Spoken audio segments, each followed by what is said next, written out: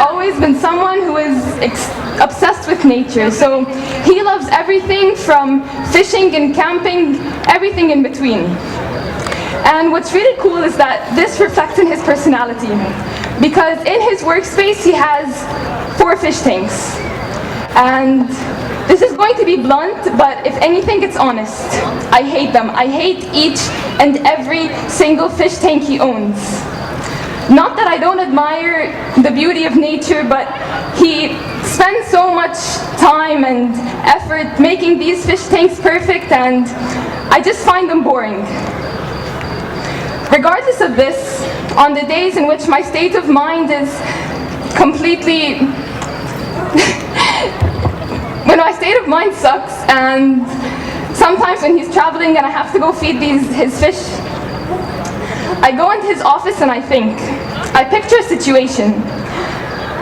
I might be obsessing over Finding Nemo coming out, but to be honest, I picture myself as a fish in his fish tank. Basically, what I think about is someone out of this fish tank explaining to me an environment unknown to me. An environment of air and not water. An unfamiliar space. And I think whether or not I would accept their ideas about this unknown environment, unfamiliar to mine. And I never really had an answer to whether or not I was going to accept this environment until a very weird conversation I had with my grandmother.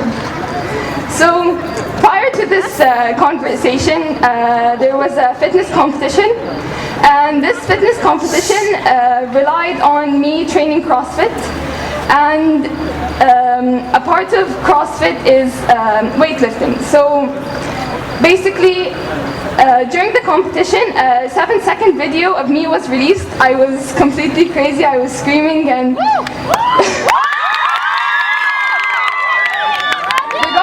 regardless of the video itself, during the conversation she asked questions like what people had to say about me and what did they have to say about the fact that I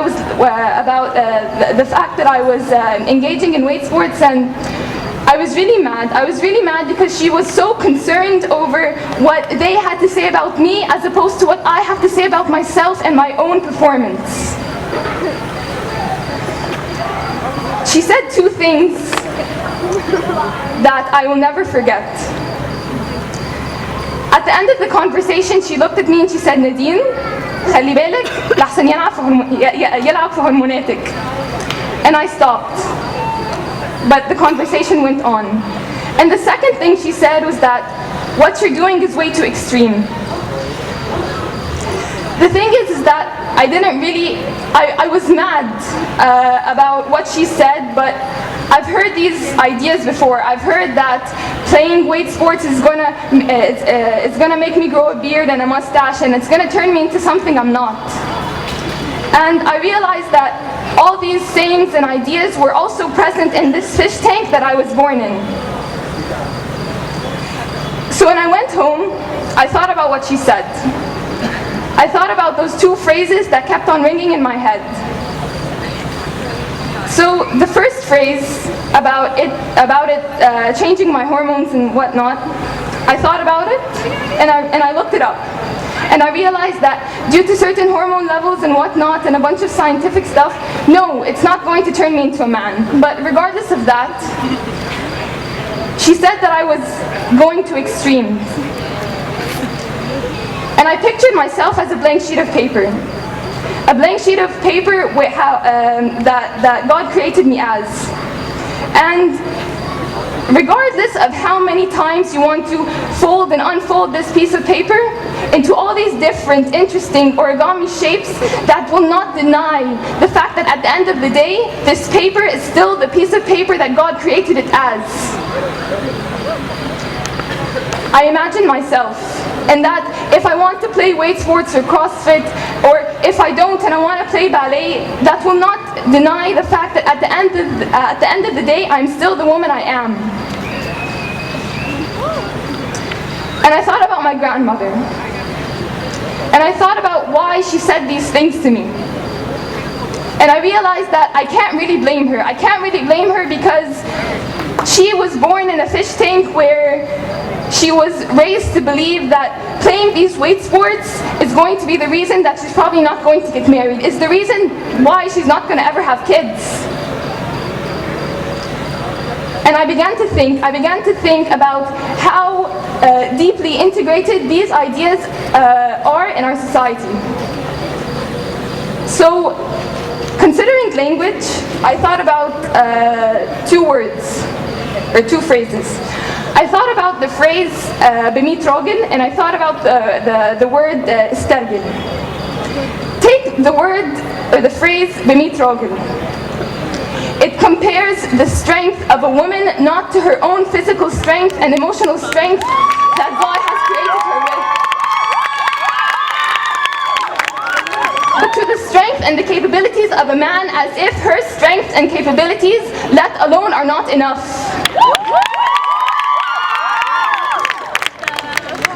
And then there's this stergin word that people throw around as if it's some type of motivational word.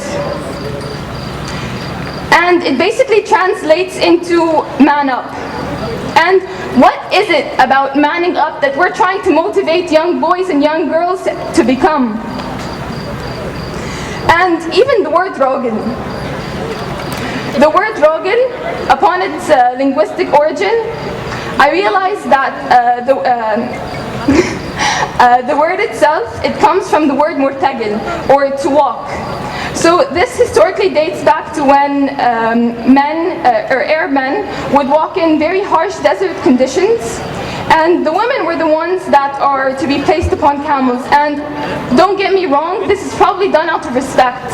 And regardless of the intentions of the situation and the people in the situation itself, but it's these expectations and limitations that we have put upon young generations to an extent where young boys are measuring their self-worth by the circumference of their biceps, and young girls are measuring their dignity by stupid thigh gap.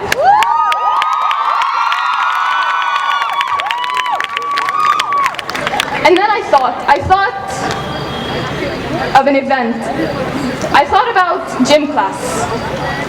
Gym class abroad was interesting because there was not one push-ups but two push-ups. There were girl push-ups, and then there were not boy push-ups but real push-ups. Which got me thinking. I pictured myself as a mother. I pictured myself as a mother with a young boy and a young girl who refuses to do these real push-ups despite her physical capabilities, with her knees elevated above the ground, simply because she does not want her friends to make fun of her. She does not want to be called a man because that is something that she is not. And then I picture myself as a mother of this young boy who physically is not capable of doing these real push-ups, but once again refuses to do these girl push-ups simply because amongst his friends, he does not want to be any less of a man that his father is.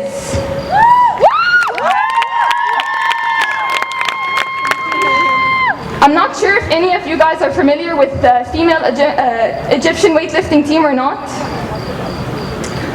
But for those of you who have ever heard of them or about them, you'll know that we do not even, and I'm personally guilty of this, okay? We refuse to look at them as women. Which is funny because they can be mothers, they can be daughters, sisters, and wives, but still. We thought, and I personally thought, that I had the authority to call them something that they're not, something that God didn't create them as. And what's up with that? And finally, I go back to my dad's office. And I think, and I refuse for anyone to put me in these four glass walls and tell me to stay there. I refuse for anyone to call me extreme or radical simply because I want to explore the boundaries beyond them. So please, I know that there's a sea of capabilities out there, so let me freely explore them. similarly to how anybody wants to explore anything else. And even better, acknowledge the fact that in some cases, there are environments other than your own. Thank you.